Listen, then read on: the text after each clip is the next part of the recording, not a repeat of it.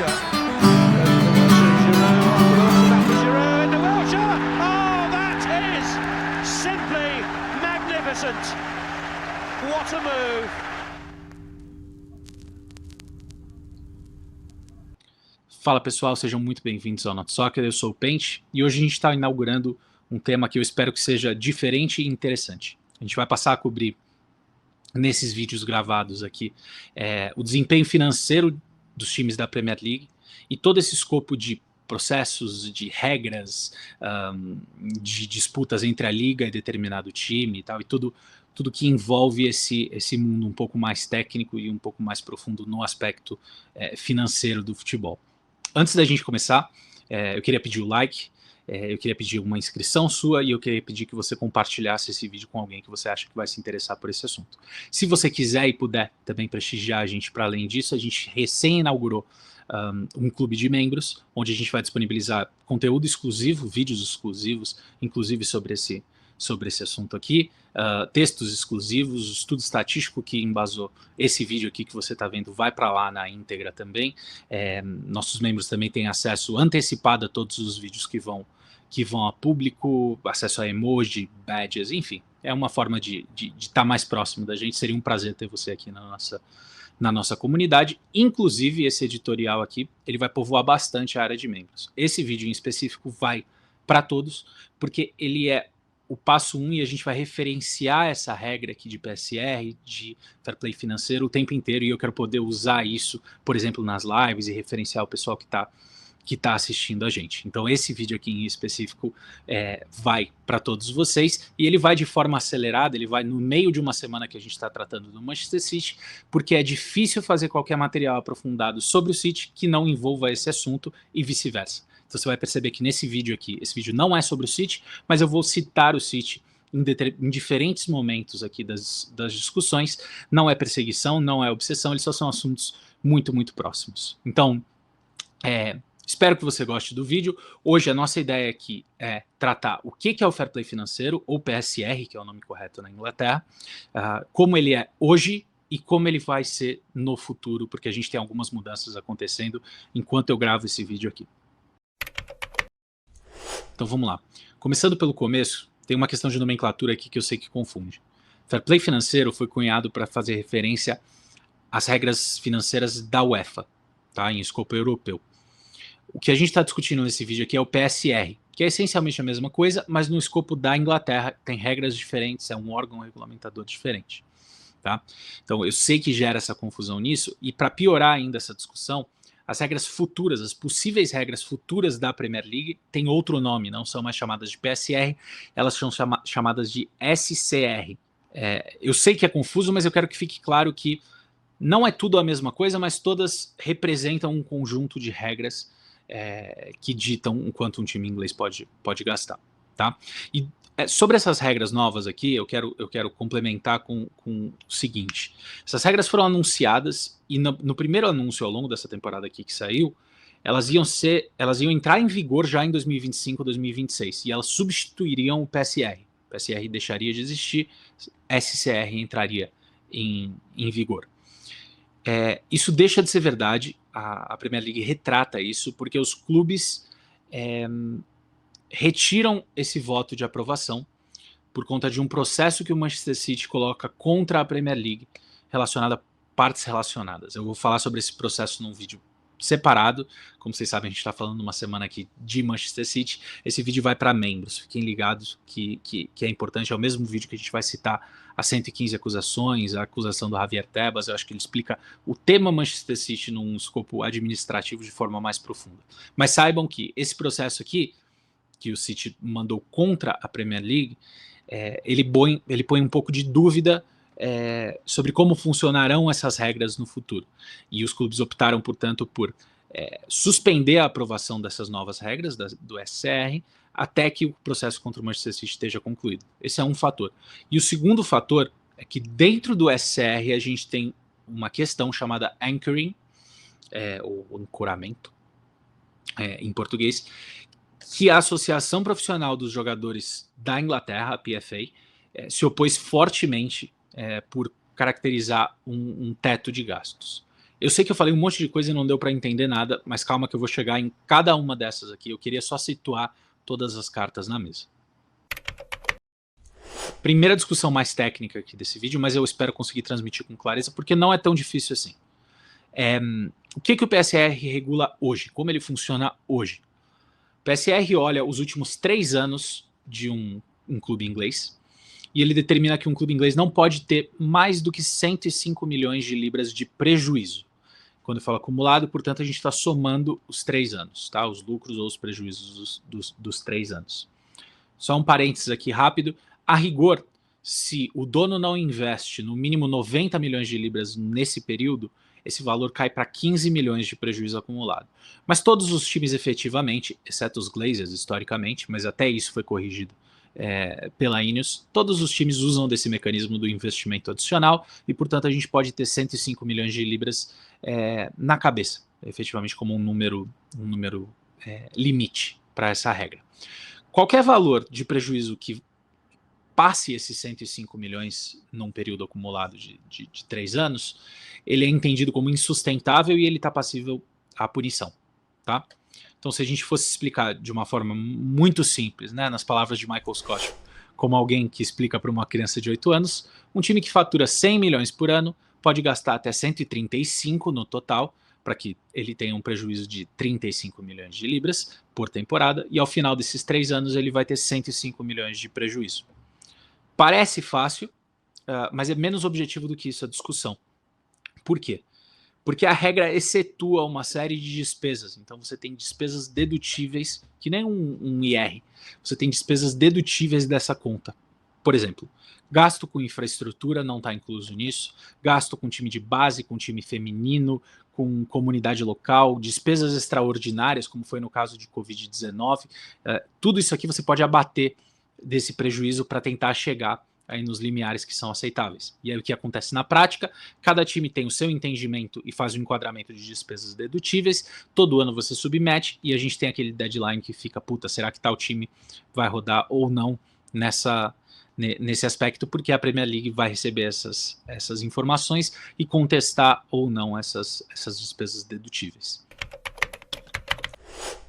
Eu quero fazer um capítulo aqui sobre como vender e comprar jogadores interage com essa regra, ou, de forma mais específica até, como isso se reflete na contabilização dos números de um time de futebol. Porque, afinal de contas, a gente está olhando a demonstração do resultado para determinar o lucro ou o prejuízo daquele time no período. Quando eu compro um jogador por 50 milhões, eu não tenho uma despesa de 50 milhões naquele período. E isso eu sei que é uma coisa que é contraintuitiva e confunde um pouco essa discussão. Por que eu não tenho 50 milhões de despesa naquele período? Porque isso ao comprar um jogador, eu estou adquirindo um ativo que é depreciado ao longo dos anos. Então, esse jogador, a aquisição desse jogador aparece na demonstração do meu resultado pela linha de amortização. Se esse jogador assina um contrato de 5 anos, como é o prazo de costume, vamos dizer assim, na liga inglesa, esse cara vai depreciar 10 milhões por ano para mim. Então, no primeiro ano, ao adquirir um jogador de 50, o que aparece na minha demonstração de resultado é menos 10 milhões de amortização, além do salário desse jogador. Tá? Para vender esse jogador, 2 anos depois eu quero vender esse jogador por 40 milhões, por menos do que eu comprei. Eu tomei prejuízo? Não, eu lucrei. Por quê? Porque, de novo, esse jogador vai depreciando, então ao final do primeiro ano ele vale 40 contabilmente, ao final do segundo ano ele vale 30. Se ao final do segundo ano eu vender por 40, eu tenho 10 de lucro. Interessante, né? E aí uma última coisa que eu quero falar ainda sobre vendas, para depois entrar em troca de jogadores e jogadores de base, é que a venda é contabilizada diferente da compra, que ela é contabilizada a prazo, né, conforme a amortização, a venda é contabilizada no momento da venda, na cabeça, por mais que eu venda a prazo. Tá? Troca de jogadores com jogadores da base em específico é a última coisa que eu queria trazer aqui para vocês nessa discussão. A gente tem visto isso com alguma frequência entre times que estão com problema de PSR. Por quê?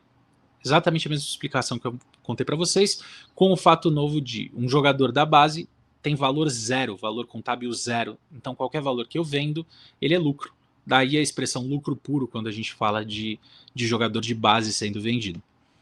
Então o que acontece? Eu estou apertado com o PSR, o meu clube parceiro aqui também está apertado com o PSR. Eu compro um jogador por 25 milhões dele e eu vendo meus jogadores de base por 25 milhões.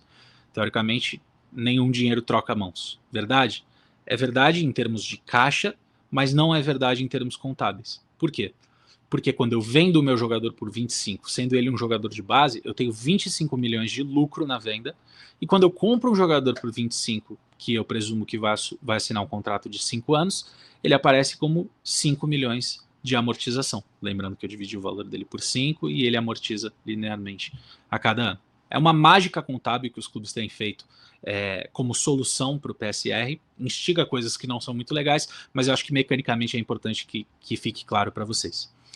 A gente vai fazer vídeos específicos sobre PSR e a situação de determinados times, tá? Mas isso, se a gente fosse fazer aqui, o vídeo ia durar para sempre. Então fiquem de olho nisso. Agora a gente vai falar do novo conjunto de regras que eu expliquei para vocês. O SR surge num contexto de mudança da UEFA, do fair play financeiro. O fair play financeiro também tinha uma lógica, de forma muito simples aqui, eu não vou entrar, de regular os prejuízos e muda para uma lógica de gastos de elenco estando limitados a um percentual da receita. A Premier League, portanto, sugere que a Liga Inglesa mude os parâmetros de regra para moldes similares. Como é que funcionaria? Os gastos de elenco de um determinado time teriam que ficar até 70% da receita, caso seja um time classificado para a Champions League, para a UEFA Europa League ou para a Conference League, ou 85% caso esse time não se classifique para nenhuma competição europeia. E gasto de elenco significa salário de jogador, transferência amortizada, lembra da explicação que a gente acabou de fazer, e pagamento de agente, impairment e algumas linhas menores, como rescisão, coisas desse tipo, mais ligadas à natureza da operação do futebol. Tal qual PSR, também estão excetuados investimento em infraestrutura, gastos em base, time femininos, toda aquela listinha que eu fiz para vocês mais cedo nesse vídeo. Chega de teoria. Sei que a gente está falando há bastante tempo. Na prática, como que fica o seu time com isso? A gente vai colocar na tela aqui do lado, time a time, de uma estimativa de se essas regras entrassem em vigor, o seu time estaria abaixo ou acima do limite de gastos. De novo, reforço, para membros a gente vai disponibilizar como foi feito todo esse estudo, tem parte de estimativa e tem parte que é simplesmente factual de números que são publicados. E a ideia é que vocês interpretem esse número aqui que está do nosso lado para cada um dos times da seguinte maneira: esse não é o budget de gasto na próxima janela de transferência, não é isso. O que é um guia para o futuro. Então, se o seu time está no 0 a 0, ele pode continuar operando mais ou menos nessas bases, imaginando uma estabilidade de receita, ele pode continuar operando mais ou menos nessas bases, que não vai ter problema com o novo conjunto de regras. Se o seu time está no positivo, a mesma coisa, pode até ser mais agressivo nos gastos com elenco. Se o seu time está negativo, ele teria que fazer algumas mudanças estruturais, vender alguns jogadores, fazer alguma coisa para ou aumentar a sua receita, então performar bem em competições, ou vender bem, ou para diminuir os seus custos e, portanto, equilibrar essa equação aqui. Alguns destaques aqui que eu acho que são importantes fazer. Primeiro, o Chelsea. O Chelsea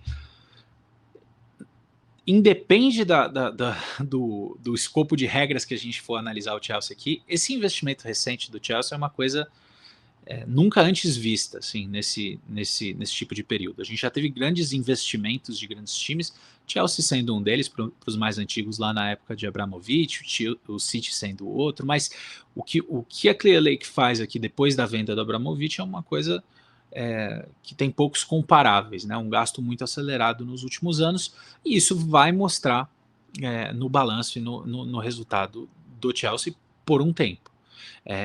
A gente já viu algumas soluções criativas para passar os primeiros obstáculos regulatórios, seja porque o Chelsea no começo contratou jogadores com contratos muito longos e a gente não tinha uma limitação temporal que agora foi implementada de amortização. Então aqueles 5 anos que eu dei de exemplo de espalhar o custo do jogador, o Chelsea espalhou por 8, por 9 anos e tal, que foi uma boa sacada contábil deles, até que a Liga agora proibiu isso para contratações futuras. Então essa foi uma. A venda né, de imóveis para a própria gestão foi outra, que foi aceita pela Premier League como uma receita legítima para fins de PSR. Eu discordo. Então, assim, o Chelsea está num campo de ser criativo e, além disso, vender jogadores de base, né? A gente viu Mason Mount sendo vendido, Gallagher sendo vendido, e a minha expectativa é que a gente veja mais disso também para levantar fundo e justificar esse gasto que foi feito. O Aston Villa, eu quero fazer um vídeo só sobre eles mais para frente, mas o Villa, pouco se fala sobre isso, mas o Villa está operando de uma forma bem alavancada quando você olha receita, quando você olha patamar de, especialmente de salários. Então, só um destaque rápido aqui para eles. Newcastle é um interessante, com alguns times aqui a gente está conseguindo trabalhar já com números de 2024, nem todos liberaram, o Newcastle é um desses, e os números mais recentes mostram uma luz bem mais positiva, um avanço de receita. Em 2023 a gente estaria falando sobre um Newcastle um pouco mais preocupante. Nesses moldes aqui a gente está falando de um Newcastle equalizado. O Manchester City, que é claro, sobra nesse gráfico aqui, mas sobra por outros motivos que a gente vai expor e explicar em um vídeo separado. E por último o Brighton, só porque é engraçado mesmo a sobra e o patamar de venda que os caras fazem. Os caras são impecáveis, pelo menos nesse assunto aqui de gestão financeira e de gestão de elenco e revelação de peças e a boa venda dessas peças. No todo, a atualização para o SCR me parece adequada. O PSR de fato é uma medida antiga, um conjunto de regras antigo, que tem um limite nominal, e isso é muito relevante. Por quê? Porque 105 milhões de libras hoje não é a mesma coisa que 105 milhões de libras há 5 anos, que certamente não é a mesma coisa que 105 milhões de libras há 10 anos. Então, na prática, pela inflação, e especialmente pela inflação do mercado do futebol, é como se o limite estivesse se reduzindo ao longo desses anos, porque o dinheiro inflaciona. Então, você adaptar para uma lógica de percentual de receitas, eu acho que é uma adaptação razoável no mérito esportivo e vai resolver esse problema desse limite nominal. Existe um segundo mérito que o PSR pega parcialmente e o SCR não pega de forma alguma, que é o mérito da má gestão, né? No mérito esportivo, ok, no mérito da má gestão, que pode se traduzir não só em gastos de elenco, mas pode se traduzir em gasto administrativo, em gasto com juro, outras coisas dessa natureza, o SR deixa de policiar, vamos dizer assim. Então você abre margem para alguma má gestão. Não é o assunto principal desse vídeo, acho que não é também o propósito principal dessas regras, mas eu não queria deixar de pontuar. E o tal do anchoring? Eu falei no começo do vídeo, não expliquei e ficou jogado. Foi de propósito isso. Porque ele é um anexo ao assunto do SR. Ele ainda não foi aprovado, ele teve resistência forte da Associação de Jogadores, como eu falei, da PFA, e ele também gerou alguma ressalva nos clubes. Os clubes também não aprovaram ainda oficialmente essa medida. O que seria o anchoring? Ele é uma medida adicional, é um limite adicional ao SCR. Então, os dois funcionariam de forma paralela e ele pegaria aquele gastos de elenco, que é regrado pelo SCR, e ele não deixaria que esse gasto de elenco fosse 5 vezes mais do que a arrecadação de direitos de transmissão do Lanterna da Premier League. Na prática, você pega o Sheffield da temporada passada, que arrecadou 110, na verdade 109,7 milhões de libras, e você multiplica por 5, esse múltiplo aqui seria confirmado, seria discutido, mas a Sky Sports especula que seria 5, você multiplica por 5 a arrecadação do Sheffield e você tem 548 milhões e meio de libras como um limite nominal que os times não podem ultrapassar em determinada temporada como custo de elenco, como gasto de elenco. Na prática, o que isso significa? Eu vou colocar aqui ao lado de novo uma foto do gráfico da combinação das regras. Então aqui esse gráfico novo que vocês veem, ele tem tanto a regra de SCR quanto a regra de anchoring. Você talvez esteja se perguntando, cara, não mudou nada? Quase nada, porque isso na prática só afeta o elenco mais caro, né? Só vai afetar os elencos grandes. E como a regra é concomitante, depende de algumas circunstâncias. Por exemplo, só o Chelsea hoje tem elenco mais caro do que o limite O Chelsea tem um elenco de 562 milhões, esse número é de 2023, eles ainda não publicaram de 2024. O impacto disso não apareceu no gráfico, na foto aqui do lado, porque o SR encurta ainda mais. O Chelsea tem um elenco que é 14 milhões mais caro do que o limite de anchoring, mas o Chelsea está 117 milhões além dos limites de receita. Por isso você vê aqui do lado 117, porque é sempre o menor dos dois números. Os times têm que satisfazer as duas regras. O Manchester City é um time que é impactado pela introdução do anchoring versus só um arcabouço de regras do SR. Pelo SR, o City teria 106 milhões de libras de espaço, né, de gastos de elenco. Pelo anchoring, isso diminui para 53 milhões. Por quê? Porque eles têm custos atuais de 495 milhões de libras no elenco, né, os gastos de elenco deles. O Nottingham Forest é o outro lado da moeda. Pelo anchoring, eles poderiam gastar 390 milhões de libras, porque o elenco deles só custa 159 milhões. Mas pelo SCR, de novo, pelo percentual das receitas, eles ficam restritos a 21 milhões. O anchoring, para mim, traz uma discussão interessante para a mesa. Primeira coisa que a gente precisa lembrar é que a Premier League é o que é porque ela é competitiva.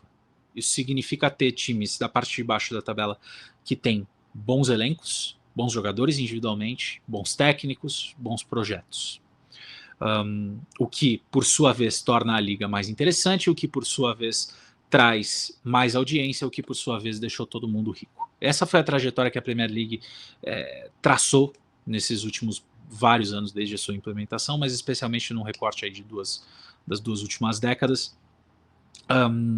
E que teve sucesso, acho que hoje dá para dizer, enquanto produto conjunto. Isso veio talvez com um custo aos times mais dominantes da liga, que poderiam ter ficado mais ricos, mais dominantes e talvez ter tido mais sucesso na Europa. Talvez essa discussão ela é razoável e a gente vê que outras ligas na Europa seguiram um modelo diferente, tem forças mais estabelecidas, mas um produto que objetivamente gera menos interesse. Então esse é um ponto, e essa medida aqui de anchoring seria mais uma para reforçar essa competitividade, para forçar essa competitividade. Hoje ela tem efeito quase nulo porque os times não estão num descolamento, pelo menos não estão num descolamento nos patamares que eles estariam estabelecendo ali de 5 vezes o múltiplo. O que ela impediria é um descolamento maior, é que daqui a 10 anos a gente tivesse o 6, por exemplo, com 10 vezes o custo de elenco dos demais times. Essa seria a ideia, seria a iniciativa. E tem um segundo ponto que eu acho que é super importante, e eu acho que passa bastante pela cabeça da Premier League enquanto órgão regulador, que é tirar o patamar de controle só das receitas. O patamar, eu quero dizer, o indicador de controle só das receitas. Então você tira da discussão se determinado time está inflando as próprias receitas com patrocínio de partes relacionadas. Esse é um dos mecanismos mais comuns aqui para times país, e a gente vai falar bastante disso também nos vídeos do Manchester City, mas é uma discussão que se aplica potencialmente a outros também. Então você tira a discussão de não interessa que você tem 1 bilhão, 2 bilhões, 20 bilhões de receita porque você vendeu o seu naming rights do estádio. Não interessa isso. O que interessa é se o seu elenco está dentro das normas de gasto. E isso muda um pouco o jogo de regulamentação, e eu acho que isso passa na cabeça deles como um facilitador. E aí eu coloco a provocação aqui, é um facilitador até os clubes começarem a esconder custos em outras empresas do grupo, por exemplo, ou fora do grupo, que por sinal foi uma acusação que o Javier Tebas fez na semana passada ao Manchester City, por enquanto só no nível de acusação. Então aqui, isso aqui não é uma afirmação que o City faz isso, mas é simplesmente uma afirmação que não é uma coisa fora de possibilidade que alguém pense em fazer isso e, portanto, esconda os custos, e aí de repente você tem uma trapaça no outro sentido. O contra-argumento ao anchoring é que eu acho que você coloca em risco a médio prazo a competitividade dos times ingleses com os grandes europeus. É mais difícil você disputar com o Real Madrid, com o Barcelona, com o Bayern de Munique, com o PSG, se você tem limite de gasto, de quanto você pode pagar de salário na prática, né? Eu acho que isso é uma coisa relevante, e igualmente sobre esse assunto, a oposição da PFA não é por acaso que é a terceira vez que eu estou mencionando nesse vídeo aqui. Eu acho que isso aqui é um fato importante no balanço e na possibilidade disso ser implementado ou não. Para concluir a discussão aqui, que eu espero que tenha sido rica, sobre o SCR, eu não vejo grandes problemas, como eu falei, mas a crítica que tem que ser feita aqui é: o problema não é o que regula, se ele está regulando a carga de despesa total ou se ele está regulando a carga de gasto com elenco baseado em um percentual da receita. É como regula, na minha opinião. Os órgãos são, e aqui eu vou até estender essa crítica inclusive para a UEFA, os órgãos são fracos em punir os times mais influentes e eles não protegem quem precisa. Voltando para o escopo de Inglaterra aqui, a gente viu o Derby quase falir, o Everton, pouca gente discute isso, mas se o Everton não tivesse sobrevivido nessas 2 últimas temporadas aqui, estaria com seríssimos problemas de solvência com a construção do estádio novo e com a péssima gestão do Farhad Moshiri, pré-aquisição. Então, assim, a gente não vê a contribuição positiva dessa regulamentação na sua totalidade, ou eu acho que até em nível satisfatório. Eu acho que a gente não vê isso hoje. Então, mudar para o SR, ok, mas eu acho que tem outros problemas que precisam ser endereçados quanto à conduta e à autoridade desses órgãos reguladores. O aspecto do anchoring, eu acho que, como eu falei, é uma discussão um pouco mais profunda e um combate um pouco mais direto aos dribles que são dados hoje. A minha reticência é, como eu coloquei, que isso vem com lados ruins relevantes que me fazem ter dúvida sobre isso como medida, de fato, como medida definitiva. E eu coloco de novo a sensação que eu tenho, que eles estão corrigindo problemas que eles estão tendo hoje enquanto órgão regulador, ao invés de confrontar quem eles sentem que não estão seguindo as regras à risca.